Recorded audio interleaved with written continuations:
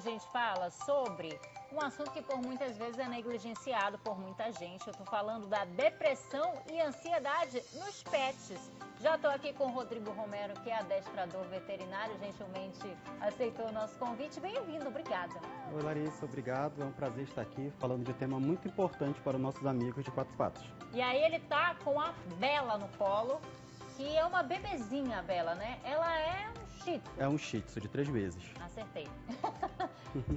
Ela está recebendo um tratamento, não é o caso dela ter depressão. Já começo te perguntando o seguinte, já que eu falei que ela é uma bebezinha, tem uma idade específica? É mais comum a depressão, a ansiedade nos cachorros mais velhos ou mais novos? Tem isso? Então, é mais comum em cães já adultos. Porém, o filhote, que é o caso da Bela, já começa um tratamento preventivo para que ela não apresente esses comportamentos ansiosos. Então a gente começa já com orientação à família para que ela tenha esse manejo e não venha apresentar a ansiedade ou depressão no futuro. Como é que eu identifico? Eu acho que essa é a principal dúvida. Você me pergunta assim, Larissa, teu cachorro tem ansiedade ou depressão? Mas eu não sei. Como é que eu identifico? Então, Larissa, a ansiedade é uma reação exagerada, né, a uma situação real que já está acontecendo ou a expectativa de algo ruim. Já a depressão, ela é mais associada à apatia, à reclusão, e o cão perde a vontade daquelas coisas que ela costumava fazer e gostar. Tá? Pode deixar ela embaixo, ela tá agoniadinha, né? Deixa ela com os brinquedinhos dela ali. E aí, de repente, então, se o meu cachorro, ele que era mais agitado, e aí de repente ele fica mais recluso, ali no cantinho dele já acende o sinal de alerta. Exato. A ansiedade, ela pode ser identificada por excesso de vocalização, o cão passa a latir mais. Late muito, tá muito agoniado ali. Chora. Faz o xixi e o cocô no local errado, é aquele cão que já fazia em local habitual, mas quando ele está em processo de ansiedade, ele faz o xixi e o cocô no local errado.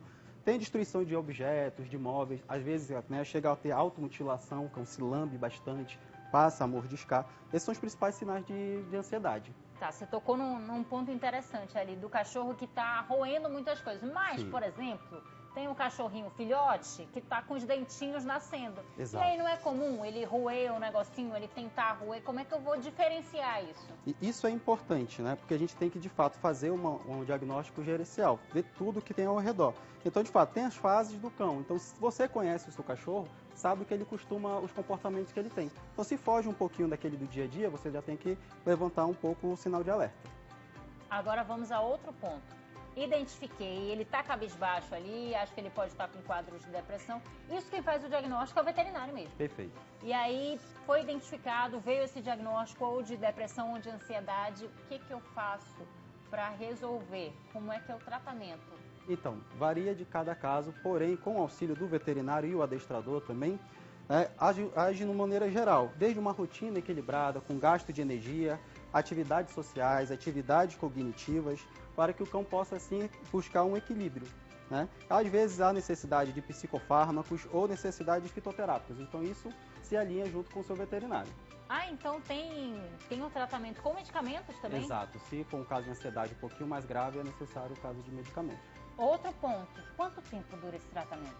Então, vai variar muito de quanto tempo ele se apresenta, né? Porque pode surgir um quadro... O famoso cada caso é um caso, pode surgir um quadro de ansiedade crônica. Então, aí, com a necessidade da ajuda do medicamento, mais a família empenhada nos manejos indicados pelo veterinário adestrador. E como é que eu faço? Gente, eu tô encantada. A gente tá olhando pra baixo aqui porque ela tem um brinquedinho aqui, que tem biscoitinho, comidinha aqui dentro. E eu tô jogando pra fora aí que a cadela vai ficar ansiosa mesmo. Como é que eu faço? Tá aqui, meu amor, tá aqui. Tá aqui na mão da titia, olha. Tá aqui. Procurando. E aí, como é que eu faço pra, de repente, prevenir? Ela que tá tão novinha, como é que eu faço pra prevenir? O brinquedo aqui, ela já... Esse brinquedo aqui, eles... Vem cá, meu amor, vem cá pra titia. Posso pegar? Pode, vou ajudar você. Deixa eu pegar biscoito aqui pra gente fazer amizade. Ela que é pequenininha ainda, que é filhote. Como é... Ela já foi direto na sua mão. Tá aqui, meu amor, tá aqui. Como é que eu faço pra prevenir? Então, primeiro fato, a gente tem que desvincular o fato de o cercado ser uma coisa ruim. Né? Porque o cercado traz segurança para o seu animal e ele também, junto com os brinquedinhos, a gente consegue associar a nossa saída a coisas boas. Então eu coloco ela no cercadinho com roedores, com brinquedos interativos e passo a sair, para ela não adquirir ansiedade por separação. Então eu faço separações curtas e ela passa a entender que a saída, a despedida e a chegada é um momento natural do dia a dia e vai ocorrer. Então, para prevenir, a gente faz uso de brinquedos interativos, né?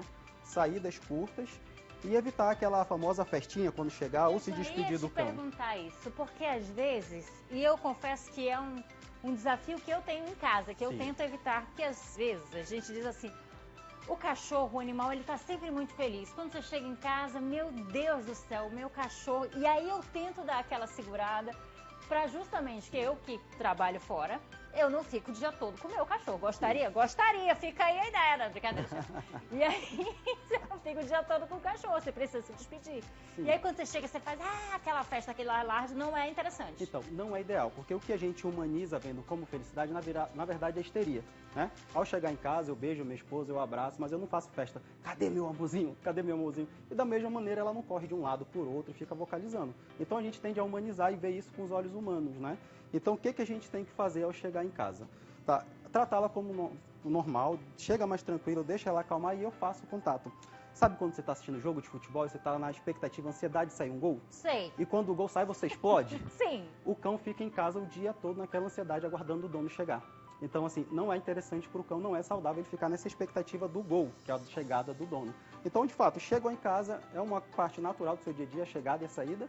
Chegou, espero que o cão tá mais calmo, vou lá e faço um cumprimento, eu ignoro ele por um tempo? Então, vai depender do seu caso, né? Porque a depender, sim, é o ideal ignorar. Porque, senão, os cães, eles aprendem pela consequência do comportamento. Então, se ele está latindo, se ele está tendo esses comportamentos ansiosos, e você vai lá ampará-lo, ele entende que quando ele grita e late, você chega até ele mais rápido, né? Então, você pode estar incentivando esse processo de ansiedade. Mas, tá. Essa parte é difícil, gente. Essa parte eu não estava preparada para isso, não. É mais difícil pra gente do que pra eles. Não, total. A gente precisa se disciplinar também, né? Porque se a gente fosse deixar levar por tudo que eles querem, o famoso tem que aprender a dizer não, né? Pra quem quer mais informações, quer te achar nas redes sociais, como é que eu acho? Como é que eu te encontro? Então, você acha no Instagram, através do @RomeroAdestra, e o telefone é 993 23 3588. Tá ótimo, então. Então dá para seguir lá, você já atende, de repente, quem precisa. O adestramento também ajuda, né? Ajuda. Na depressão, na ansiedade. Ajuda porque você dá atividade cognitiva e ensina novos comportamentos para o cão. Tá ótimo, então. Romero, muito obrigada pela tua participação. Agradeço novamente a tua disponibilidade. Volto sempre. Você e a Bela aqui já estão liberados, podem voltar sempre que vocês quiserem.